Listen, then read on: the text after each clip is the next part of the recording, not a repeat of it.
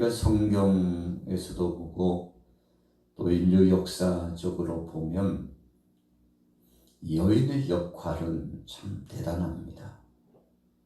그래서 위대한 사랑, 또 위대한 역사를 진행한 가정에서는 그 가정의 여인을 보라 그랬는데, 여인 중에서 대표적인 인물론으로 말한다면 바로 그 가정의 어머니죠. 오늘 1절 말씀에도 현숙하고 지혜롭고 어진 여인이 그 가정에 있다는 것은 그냥 하늘에서부터 복이 쏟아져 내린다고 볼 수 있는 것입니다. 이유가 뭘까요? 1절에 보니까 지혜로운 여인은 자기 집을 세우되 그랬습니다. 성경에도 보면 지혜로운 5 처녀에 대한 말씀이 나타나고 있는데, 이 지혜로운 5 처녀는 상황에 참 잘 대처를 합니다. 우리의 어머니들은 참 대단한 분들이십니다.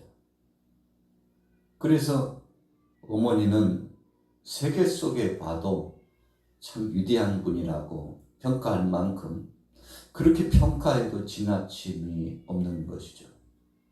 왜 그런가요? 어머니는 자녀들을 위하여 헌신적으로 자신의 전부를 내어줍니다. 어머니가 아이를 잉태했을 때 10달 동안 이 복중에서 그 자녀를 기르죠. 이미 시작된 겁니다. 아이가 몸속에서 새 생명으로 새 출발을 시작한 그때부터 적어도 10달 동안 그 어머니는 그 자녀를 위하여 굉장히 헌신적입니다. 자신의 생명 자체이기 때문에 그런 거죠. 그리고는 아이를 낳은 다음에는 참 비교할 수 없는 사랑으로 그 아이에게 감싸주고 품어주고 인도해주고 보살펴주고, 그래서 최선을 다하여 그 아이가 잘 자라날 수 있도록 헌신적인 그 마음을 다하고 그 모든 상황 속에서 그 아이를 위하여서 수고합니다. 그러면서 월급을 받는 것도 아니고 어떤 대가를 받는 것도 아니고 보상 어떤 상을 받는 것도 아닌데 그 아이를 위하여 지극한 정성으로 헌신합니다. 그 아이가 어느 정도 이제 성년이 되었을 때는 그 나름대로 또 신경을 곤두서고 애정을 계속 쏟습니다. 이제는 독립되어서 가정을 이루어 나가서 사회의 한 일원이 되고 큰 몫을 감당한 그때에도 어머니는 그 자녀를 위해서 기도하고, 그리고는 오히려 이전보다도 더 깊은 생각을 가지고 신경을 쓰고 하나님 앞에 기도를 하고 그 자녀가 잘 되기를 소원하죠. 자, 이런 것들을 한마디로 말하면 집을 세우는 겁니다. 가정을 세우는 거죠. 그래서 지혜로운 여인은 자녀들을 잘 양육할 뿐만 아니라 남편을 참 극진히 사랑으로 내조하고 협력하고 동역자가 되어주고, 그러면서 이 아름다운 가정이 온전하게 설 수 있도록 그 몫을 감당하죠.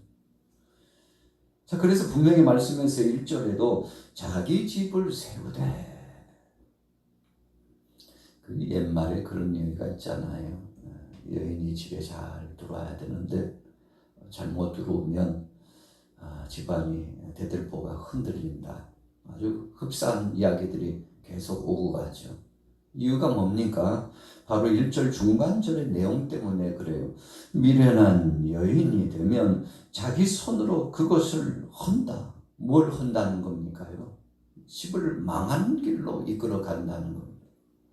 사치를 하고 또 방탕하고 방종하고 육신의 정욕으로 쫓아나가고 가정을 위하고 자녀를 위하고 남편을 위하고 가족들을 위하고 집을 세우는 일에 헌신적으로 정말 심혈을 기울여 나가서 복되고 아름다운 가정이 되도록 하면은 참 일석이조요 금상첨화겠습니다만, 그런데 다 그런 것은 아니지만 어떤 때 가정을 돌보지 않고 자녀들에 대해서도 무관심하고 심지어는 가족들에 대해서도 전혀 관심이 없는 자기 중심적이고 세상 세속 중심적으로 나아가는 여인들이 있죠.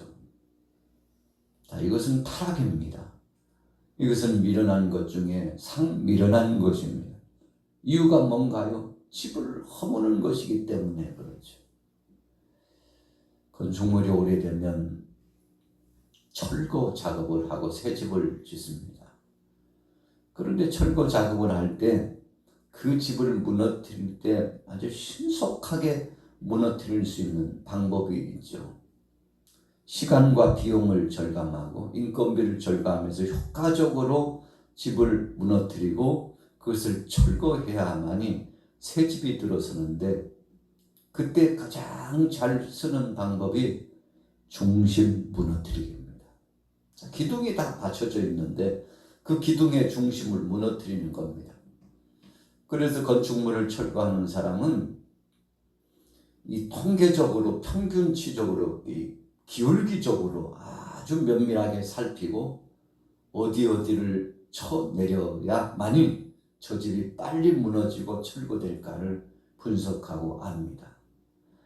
엄청나게 높은 고층 건물 같은 경우에는 아주 미세한 폭발물들을 요소에 이렇게 설치를 해가지고 순식간에 이 바란스를 무너뜨립니다. 균형을 깨뜨립니다.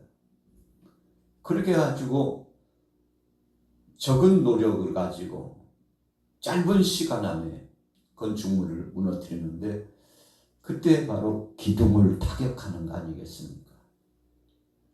이 건축 구조를 버티고 있는 기둥을 타격해서 아주 정확하게 몇 개의 기둥만 타격하면 그렇게 거대한 건축물이 와라라 하고 무너지죠.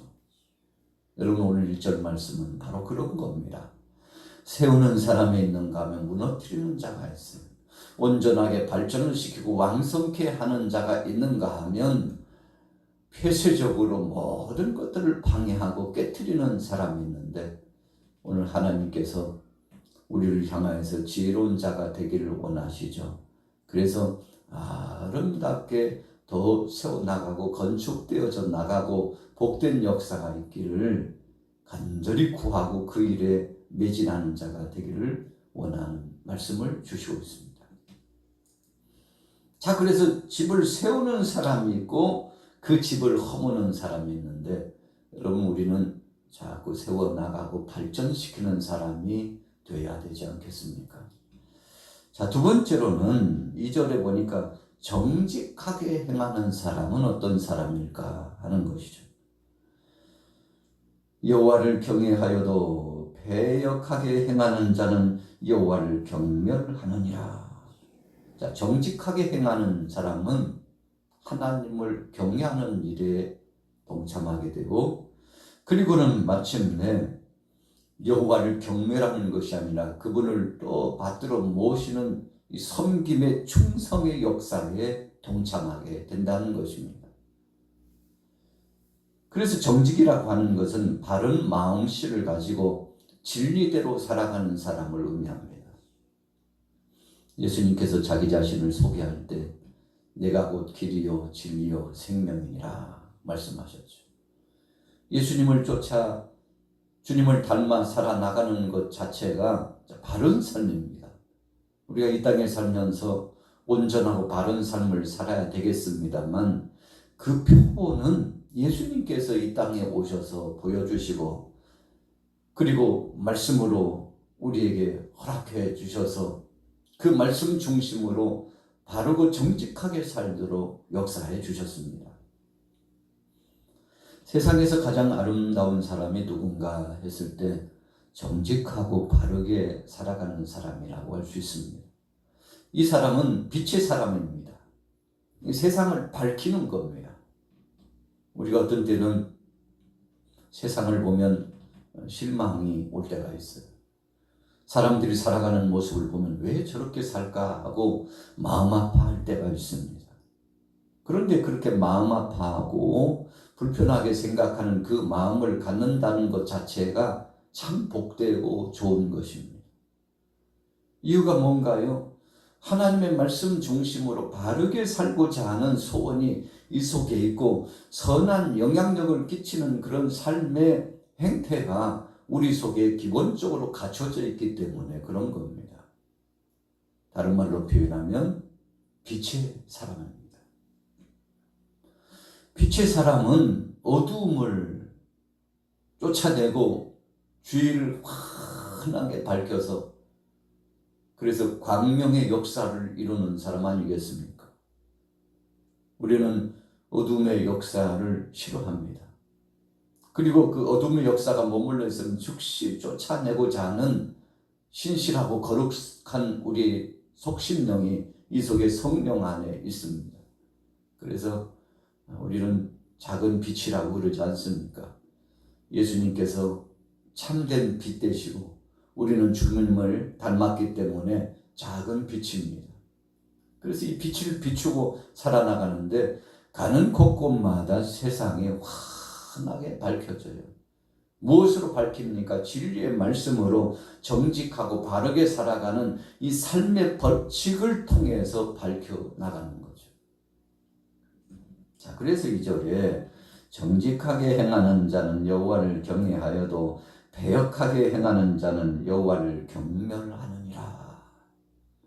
여러분, 어제도 우리가 말씀의 은혜를 나눴습니다만 하나님을 경외하는 것이 그냥 되어지는 것이 아니죠. 성령님께서 우리 안에 좌정하셔가지고 하나님을 바라보고 그분을 앙망하고 그분 뜻대로 살도록 우리를 도와주신다고 했습니다. 그래서 그때부터는 자발적으로 자원하는 심정으로 살아가게 됩니다. 그냥 아무런 목적도 없이 뜻도 없이 무작정 살아나가는 것이 아니라 철저하게 주님을 향한 이 비전, 소망을 두고 목적을 두고 하나님 뜻대로 살아가게 되지 않습니까? 성령님이 우리를 도와주시는데 이런 우리 안에 있는 아름다운 심성이 갖춰지면 하나님을 경외하고 이웃을 나보다도 더 낫게 여기는 그런 심령으로 살아가게 되는 것이죠. 자, 그 다음에 보세요. 3절 같이 읽습니다. 시작. 미련한 자는 교만하여 입으로 매를 자청하고 지혜로운 자의 입술은 자기를 보전하느니라. 소가 없으면 구유는 깨끗하느니와 소의 힘으로 얻는 것이 많으니라. 우리가 어떤 때는요, 너무 귀찮아가지고 좀 안 했으면 좋겠다, 없었으면 좋겠다, 그런 생각을 가질 때가 있습니다. 오늘 본문에 소에 대한 이야기를 통해서 교훈해 주셨는데 우리가 짐승을 키운다는 것은 참 보통 문제가 아닙니다. 저도 어려서 소 꼴을 먹이고 또 염소도 키워보고 토끼도 키워보고 닭도 키우고 개도 키워보고 이 짐승들을 많이 키워본 경험이 있습니다만 보통 일이 아니에요. 돼지를 키우면 그냥 먹이만 줘서 끝나는 것이 아니고 돼지 막을 계속 치워줘야 됩니다. 깨끗하게 해줘야 돼요. 소를 키우는 것도 그냥이 아니에요. 집에다 가둬놓고 키워도 소꼴을 계속 줘야 돼요. 그리고 여러 가지 그 우리 안도 깨끗이 청소해줘야 합니다. 참 부지런해야만이 이 짐승을 키울 수가 있습니다. 그러나 그 키우는 순간 애정을 쏟고 땀을 흘리고 일을 할 때는 귀찮고 힘이 들지만 소나 돼지나 염소나 닭이나 개나 이 짐승을 어느 정도 키우고 나면요 거기서 소득이 나옵니다. 소도 소 새끼를 낳고 돼지도 돼지 새끼를 낳고 닭은 알을 낳고 염소도 개도 새끼를 낳고 그러면은 이 자산이 자꾸만 증가되죠. 그 기쁨은 참 대단합니다. 새끼 낳았을 때 기쁨. 어느 정도 성장해가지고 장에다 내다 팔고 나서 들어오는 이 소득을 보는 기쁨은 참 이루 말할 수 없습니다. 오늘 본문 말씀에 가치 기준, 소에 대한 가치 기준을 노동력으로 평가하고 있죠. 자, 보세요. 소가 없으면 구유는 깨끗하려니와 소의 힘으로 얻는 것이 많으니라. 요즘은 기계화가 돼가지고 농촌에서도 뭐 소가 일하는 경우는 거의 없어요. 이제 진짜 거의 없습니다. 다 기계화가 됐죠. 그러나 예전에는 우리가 농사 짓는 분들은 소가 없으면 일을 할 수 없었습니다. 참 대단한 힘이죠. 그리고 소를 통해서 얻는 소득이 대단했습니다. 그래서 소 몇 마리만 키우면 자식을 대학교도 보내고 공부시키는 걸로 끝나지 않고 그 뒷바라지를 계속 할 수 있다고 그랬잖아요.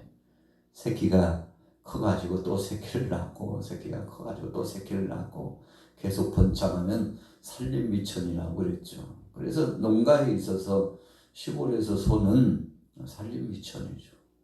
아주 중요한 역할을 했습니다.